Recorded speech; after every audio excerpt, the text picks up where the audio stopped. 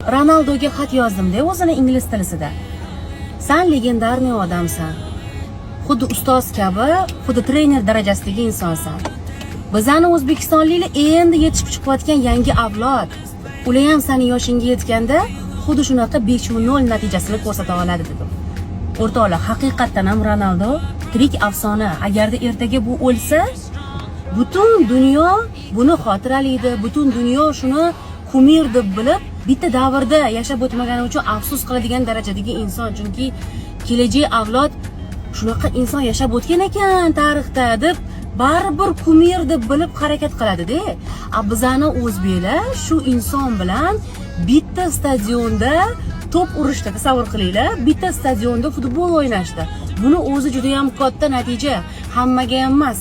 Tasavvur qilinglar, xuddi Munisa Rizayeva bilan o'zimizning Rayhon, Jennifer Lopez, Beyonce yoki Shakira bilan birga katta konsertda, xalqaro katta arenada duet kuylasa, xuddi shunaqa.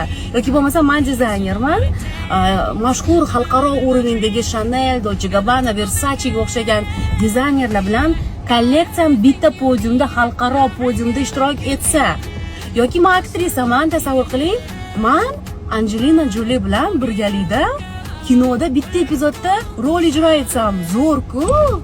Men shu 5-0 bo'lganiga hamcha xafa bo'lmadim. Men umrimda birinchi marta kino ko'rdim. Mana ko'rasizlar, men faqat kino ko'raman. Men umrimda birinchi marta futbol ko'rdim, o'rtoqlar. Ko'rishga majbur qildira oldi Ronaldo Husanov Abbos degan futbolist bolalar. Shu paytgacha men futbol ko'rmaganman, futbolistlarni tanimayman. Yolg'on bo'lmasin, faqatgina Odil Ahmedov taniganman, chunki shaxsan ular bilan tanish bo'lganim uchun. Men futbol tushunmayman, F harfini ham. Umrimda birinchi marta bolalarim bilan biz oilaviy futbol ko'rdik. Meni futbolga qaytara oldi shu jamoa. Bu degani, bu katta natija. Hamma ham nima desa bo'ladi? Hech kim majburlab televizor oldiga olib keltira olmaydi-da. Chunki haqiqatan ham ko'rgim keldi va menga qiziq bo'ldi. Qaysi joyiga maza qildim bilasizlarmi? Shu Ronaldo o'yin boshlanishidan oldin chiqib keldi-yu stadionga, sher bo'lib, va bizani O'zbekistonliklar sher bo'lib chiqib keldi-yu, o'sha joyini o'zini ko'rsam bo'ldi deydi o'zi. Shundan keyin televizor o'chirsam ham bo'lardi. Menga o'sha joyi juda ham muhim bo'ldi va vau dedim, chunki bu haqiqiy mo'jiza. Chunki bu legendarniy odam mana shu inson bilan bitta darajada, bitta levelda jahon chempionatida o'ynab ko'rishi o'zi, uchrashishi o'zi, gaplashib ko'ra olishi o'zi bu fantastika. Chunki tasavvur qilinglar, Michael Jackson o'lib ketgandan mana o'ldi ketdi bu inson. Lekin undan keyingi yangi tug'ilib o'sayotgan pokoleniya, yangi avlod Michael Jackson degan odam yashab o'tgan ekan, shunaqa dunyo pop qiroli bo'lgan ekan, ham raqqos, ham professional xonanda bo'lgan ekan deb shu insonni mana kinolarini ko'rib tushuncha hosil bo'ladi. Odamlar afsus chekadi Michael Jacksonni davrida tug'ilmaganiga. Ya'ni uni yo'nalishidagi fanatlar demoqchiman. Endi futbolga ixlosmand yoshlar hammasi uchun bu kumir Ronaldo, Messi. Boshqasini tanimaydi bizani baribir yangi avlod. Ya'ni shu Ronaldoni fanatlari baribir shu inson bilan qachondir uchrasharmikinman degan orzu bilan futbolda baribir shuncha karyera qiladi, shuncha trenirovka qilishadi-da. Men ishonamanki, bizani O'zbekiston mana shu futbolchilarimiz ham Ronaldoni haqiqiy baribir qalban muxlisi bo'lgan. Qalban Ronaldo bo'laman kelajakda degan bir umidi bo'lgan. Bu xolasiz xolamassiz haqiqatan ham shunaqa. Kechagina o'yindagi ishtirok etgan yigitlar bolaligida Ronaldo O'zbekistonga kelgan paytida rasmga tushgan ekan birga. O'sha bolalar yetilib ulg'ayib, mana jahon chempionatida kimsan Ronaldo bilan birgalikda top surishdi. Bu dahshat-ku. Kecha 5-0 bo'lganidan-chi men umuman xafa bo'lmadim borku. 5-0 bo'ldi. Nechta odam haterlar yozishdi, misol uchun, har xil negativlar bo'ldi-da baribir. Ajab bo'pti. Ajab bo'pti. 5-0 bo'ldimi? Ajab bo'pti. Bu ham hammaga emas. Misol uchun men fashion yo'nalishi bo'yicha o'sha Chanel, Balenciaga, Dolce Gabbana dizaynerlariga yutqizib kelishga ham roziman. Bu haqiqat, roziman.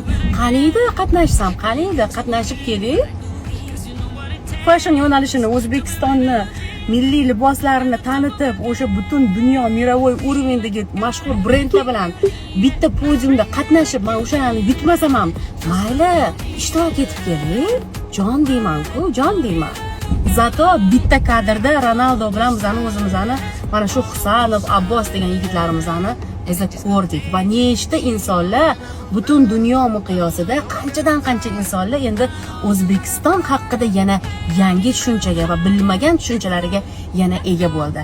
Ya'ni hamma ham bilmasdi O'zbekistonni baribir. Endi butun dunyo tanilyapti.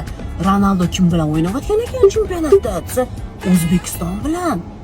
Voy, qanaqa shahar ekan bu, qanaqa davlat ekan bu? Bilmaganlar bilib qo'yaylik deb baribir internetdan qidirganman. O'zbekiston degan tarixiy obidalarni ko'rganman. Qanaqa liboslar kiyar ekan, ularning milliy kiyimlari qanaqa ekan? Baribir ularni qilayotgan har bir yutug'i, ya'ni bizning futbolchilarimizning qilayotgan yutug'i boshqa kasb egalariga ham yaxshigina rivojlanish va o'sish olib keladi. Tasavvur qilinglar, bu fantastik burilish. Butun dunyo orzu qilgan, O'zbekiston ham qachondir dunyo chempionatiga chiqadimi degan orzu bo'lgan o'rtoqlar. Biz bu narsaga erishdik va o'zbekistonlik yigitlarimizni tabriklayman. Olg'a. Men juda ham xursandman. Mana shu qarib ketgan va tirik afsona deb baribir bu Ronaldo. Yaqindagina pensiyaga chiqadigan inson. Mana shu inson bilan chempionatda birga partnyor bo'lib Kopda o'ynab birga shu stadionda birgalikda chempionatda o'yin oldimi? Shuni o'zi katta yutuq. Hammaga emas. Respect, no comment, no problem.